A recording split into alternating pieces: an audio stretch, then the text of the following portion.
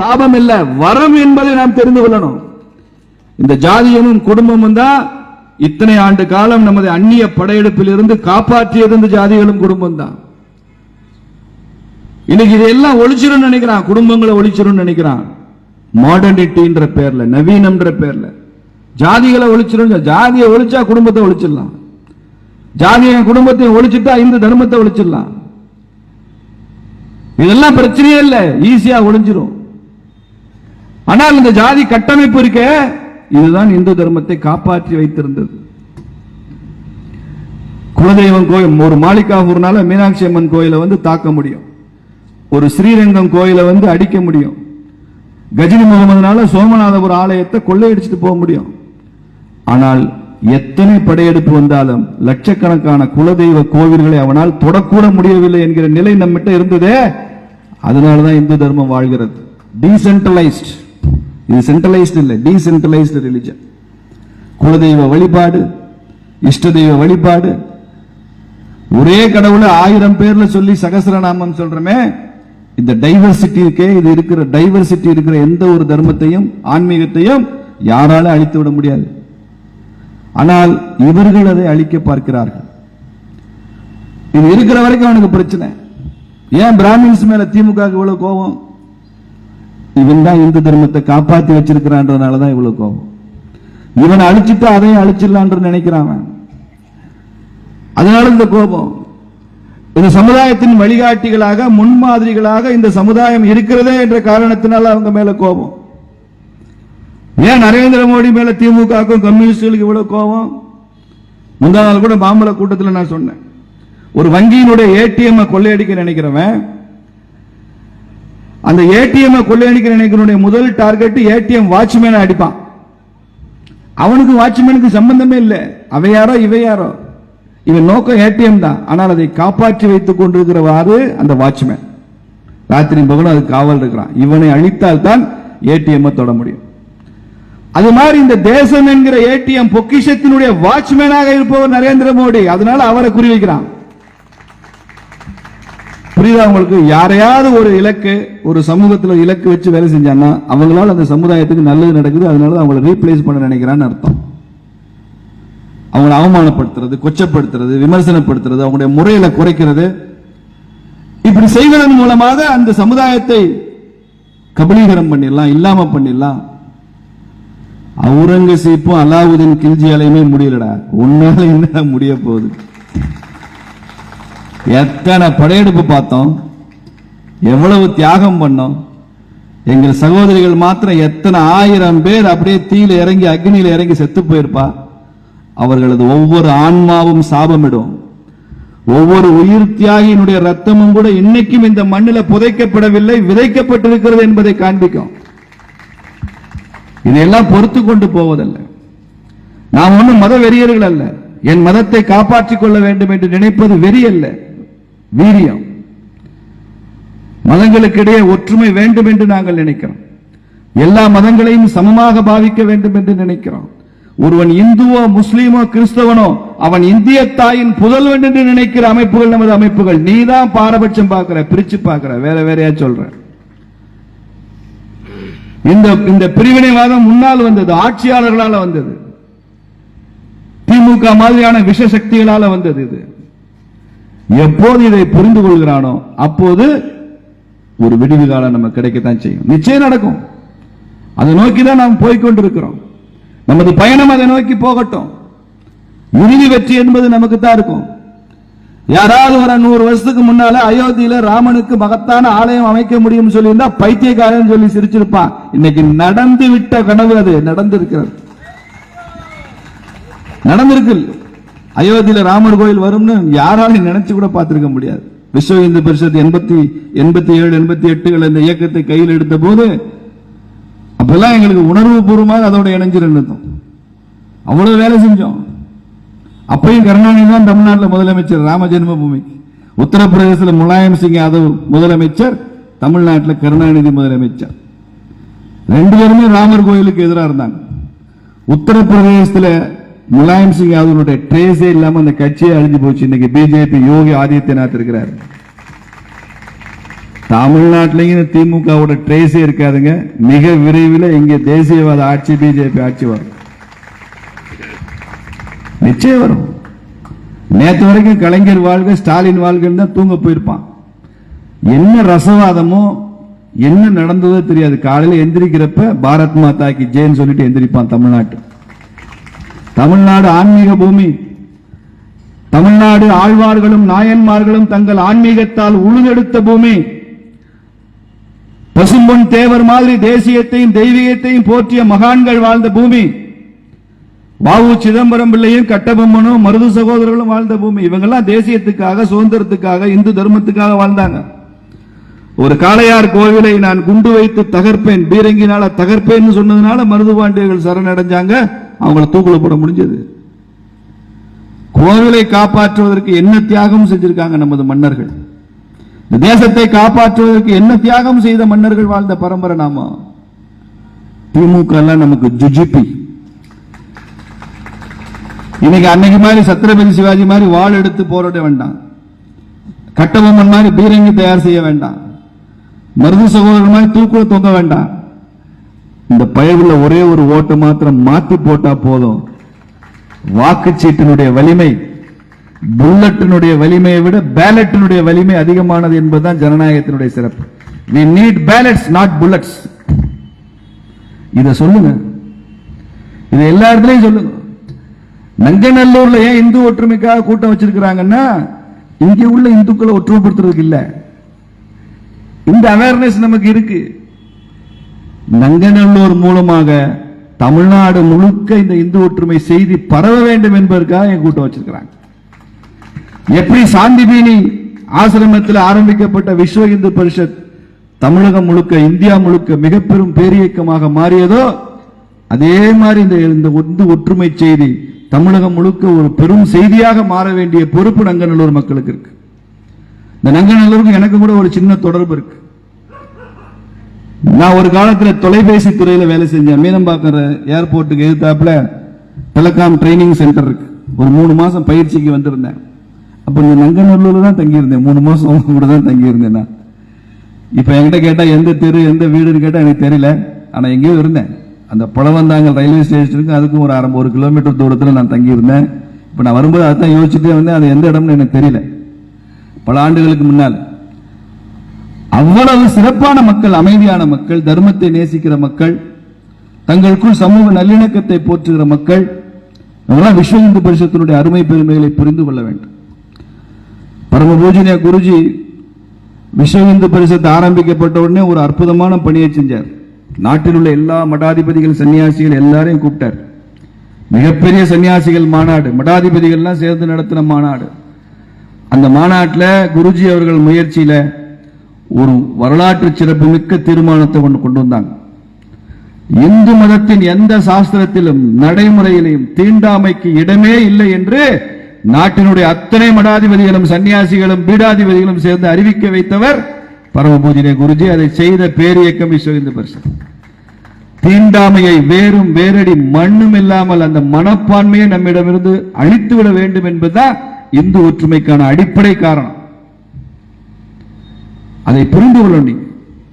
தீண்டாமை என்பது எவ்வளவு பெரிய வலி என்பதை நாம புரிஞ்சுக்கணும். நம்மிட்ட இருக்கிற குறைகளையும் நாம சரி செய்யணும். ஒரு 7 வயது மாணவன் பள்ளிக்கூடத்துக்கு போறான். நடந்த சம்பவத்தை சொல்றேன். 7 வயது மாணவன் பள்ளிக்கூடத்தில் போறான். பழைய காலத்தில் அந்த பள்ளிக்கூட ஆசிரியர் இவன் உள்ள நுழையிறப்பயே ஒரு பழைய சாக்கு, அழுக்கான ஒரு சாக்கை போட்டு அதுல உட்காரு அப்படிங்கிறார். அந்த மாணவன் இப்படி பார்க்கிறான். ஒரு 10-15 மாணவர்கள் இங்க படிக்கிறாங்க. எல்லாரும் நல்ல ஒரு மர பலகையில உட்கார்ந்து இருக்கிறாங்க. இவன் மாணவன் கேட்கிற ஆசிரியர்கிட்ட, எல்லாரும் பலகையில உட்கார்ந்து இருக்கிறாங்களே ஐயா, எனக்கு மாத்திரம் ஏன் சாக்குல உட்கார சொல்றீங்க? நீ தாழ்ந்த ஜாதி, அப்படிதான் உட்காரணும். அந்த பள்ளிக்கூடத்தில் ஒரு கிணறு. அந்த கிணற்றுல அவங்கவுங்க தண்ணீர் இறைச்சி குடிச்சுக்கணும். அந்த காலத்தில் பம்ப் செட், ஜெட் பம்ப் எல்லாம் கிடையாது. அவங்கவுங்க வாளியில தண்ணி இறைச்சி குடிச்சுக்கணும். எல்லா மாணவர்களும் மதிய நேரத்தில் தாகம் வரும்போது, தண்ணீர் குடிக்க வேண்டிய தேவை வரும்போது அந்த கிணற்றுல வாளியை விட்டு தண்ணி இறைச்சி குடிச்சுக்குவாங்க. இவன் மாத்திரம் வாளியை உள்ள விட்டு தண்ணி அரைச்சு குடிக்க கூடாது. ஏன்னா இவன் தாழ்ந்த ஜாதியான். இன்னும் கொடுமை பாருங்க. அந்த பள்ளிக்கூடத்தில் யாராவது பியூனோ மற்றவங்களோ அந்த வாளி தண்ணி அரைச்சு இப்படி ஊத்துவாங்க, இவன் இப்படி கையை பிடிச்சு குடிச்சுக்கணும். பியூன் அன்னைக்கு லீவுன்னா இவன் தண்ணியே குடிக்க முடியாது. யாராவது கூட படிக்கிறவனுடைய தயவு இல்லைன்னா தண்ணி கூட குடிக்க முடியாது. வீடு வாடகைக்கு தர மாட்டான். அப்படி ஒரு நிலையில இங்க இருக்கிற யாராவது ஒருத்தர் உங்க பையன் அப்படி இருந்திருந்தா, நீங்க அப்படி படிச்சிருந்தா, உங்களுக்கு இந்த சமுதாயத்தின் மேல எவ்வளவு கோபம் வரும் சொல்லுங்க. நீங்க சொல்லுங்க, மனசாட்சியை தொட்டு சொல்லுங்க. இங்க இருக்கிறவங்க எல்லாம் அந்த பையன் வேற யாரும் இல்லைங்க. யாராவது தெரியுமா இங்க உள்ளவங்க? பாபா சாஹேப் அம்பேத்கர். அம்பேத்கருடைய அனுபவம். 7 வயதில் அவர் பள்ளிக்கூடம் போறப்ப சாக்கில் உட்கார சொன்னார். அவரே எழுதுகிறார் வருத்தத்தோடு. அவர் பேர் பீமராவ் தான். அவருடைய உண்மையான பேர் பீமராவ். எவ்வளவு பெரிய கொடுமை நடந்திருக்கு பாருங்க. ஆனாலும் கூட அவ்வளவு கொடுமை நிகழ்ந்த அந்த காலகட்டத்தில் கூட அவருக்கு ஒரு ஆசிரியர் அமைஞ்சார். அம்பேத்கர் அவனை தட்டி கொடுத்தார், படிக்க வச்சார். அவரை நீ ரொம்ப உச்சத்தை தொடரும்னு சொன்னார். ஒரு பெரிய இன்ஸ்பிரேஷனா இருந்தார் அந்த ஆசிரியர். தன் பெயருக்கு பின்னால் அந்த ஆசிரியரின் பெயரையும் சேர்த்துக் கொண்டான். அவர் ஒரு பிராமண ஆசிரியர். அவர் பெயர் தான் அம்பேத்கர். அம்பேத்கர் என்பது ஒரு பிராமணரோட பெயர். பீமராவ் என்பதுதான் இவர் பெயர், பீமராவ் அம்பேத்கர். அப்ப ஒரே காலகட்டத்தில் தீண்டாமை கொடுமையும் இருந்திருக்கிறது, அவர்களை தட்டி கொடுத்து வளர்த்தெடுக்கிற அந்த பண்பும் இருந்திருக்கிறது. தீண்டாமைக்கு இடமில்லாத ஒரு இந்து சமுதாயம் இருக்கணும். 1000 ஜாதிகள் நம்மகிட்ட இருக்கு. நம்ம ஊர்ல பிராமணர் இருக்கிறாரு, செட்டியார் இருக்கிறாரு, பிள்ளமார் இருக்கிறாரு, தேவர் இருக்கிறார், வன்னியர் இருக்கிறார், கவுண்டர் இருக்கிறார், நாடார் இருக்கிறார், யாதவ் இருக்கிறார். 1000 ஜாதிகள் நம்ம உண்டு. அத்துணையும் தாண்டி நான் ஹிந்து என்ற உணர்வும் என்னோடு உண்டு என்பதை நினைப்பு, அந்த எண்ணத்தை நிலைநிறுத்தணுமா இல்லையா? ஜாதி வச்சுக்கலாம், ஓரளவுக்கு ஜாதி, அதுக்கு மேல நான் இந்து, அதுக்கு மேல நான் இந்தியன், இந்த பாரத நாட்டினுடைய குடிமகன், அந்த பெருமையான உணர்வு வேணும் இல்ல? இந்த உணர்வுகள் இருக்கிற ஒரு சமுதாயத்தை யாராலும் அழித்து விட முடியாது. RSS ஒரு பாட்டு பாடுவான், ஒரு குழந்தை உள்ளவரை போர்க்கொடி பறந்திடும்னு பாடுவான். அது மாதிரி ஒரு ஹிந்து உள்ளவரை இந்த நாட்டில் போர்க்கொடி பறந்துதான் தீரும். இது இந்து ராஷ்டிரம், இது இந்து நாடு, இந்துத்துவம், இதெல்லாம் தேசியத்தை குறிக்கிற வார்த்தைகள் தான். இந்த நாட்டில் எல்லா மதமும் சேர்ந்து வாழலாம். விவேகானந்த சாமி அமெரிக்கால போய் முழங்குறாரு, ஹிந்து என்ற வார்த்தையை கேட்டவுடன் என் மனதில், என் உடலில் 1000 மின்னல்கள் பாய்ந்தது போன்ற உணர்வு இருந்தால் மாத்திரமே நீ ஹிந்து. அந்த ஃபீல் இருக்கா நமக்கு? ஹிந்து என்று சொன்ன மாத்திரத்தில் அவன் எந்த மாநிலமோ எந்த ஜாதியோ, அவன் ஏழையோ பணக்காரனோ பாமரனோ யாராக இருந்தாலும் அவன் என் உடன் பிறந்த சகோதரன் என்று உன்னால் நினைக்க முடிந்தால் தான் நீ ஹிந்து என்று சொல்கிறார் சுவாமி விவேகானந்தர். அந்த ஃபீல் இருக்கா நமக்கு? அந்த உணர்வு நமக்கு தோணுதா? காஷ்மீர்ல இந்துக்கு ஒரு பிரச்சனைனா கன்னியாகுமரி இந்துக்கு அந்த ஃபீல் வருதா? வரணும் இல்ல, வரணும். அப்படி வர வைக்கிறதுக்கு தான் விஸ்வ இந்து பரிஷத் இந்த மாதிரி நிகழ்ச்சிகளை நடத்தி கொண்டிருக்கிறோம். RSS இயக்கத்தினுடைய 100ஆண்டு விழா இந்த வருஷம். டாக்டர் ஹெட்கேவார் அவர்கள் RSS இயக்கத்தை ஆரம்பிச்சு இந்துக்களை ஒற்றுமைப்படுத்தவே முடியாது என்று எல்லோரும் கைவிட்டு விட்ட ஒரு பெரிய மிஷன், அதை கையில் எடுத்துக்கொண்டு இன்று 100 ஆண்டுகளாக RSS பேரியக்கம் பணியாற்றி கொண்டிருக்கிறது என்றால் சாதாரண விஷயம் இல்லை.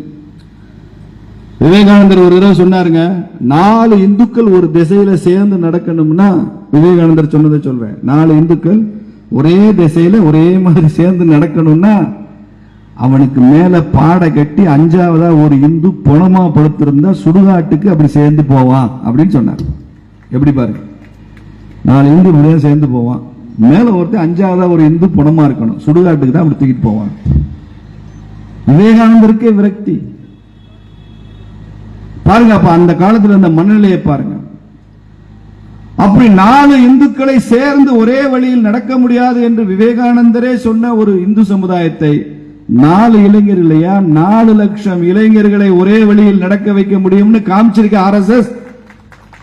4 லட்சம் பேரை ஒரே வழியில் நடக்க முடியும், 40 லட்சம் பேரை ஒரே வழியில் நடக்க வைக்க முடியும். எவ்வளவு காரியம் செஞ்சிருக்காங்க, எவ்வளவு முன்னோர்கள் இதுக்காக தியாகம் பண்ணிருக்காங்க.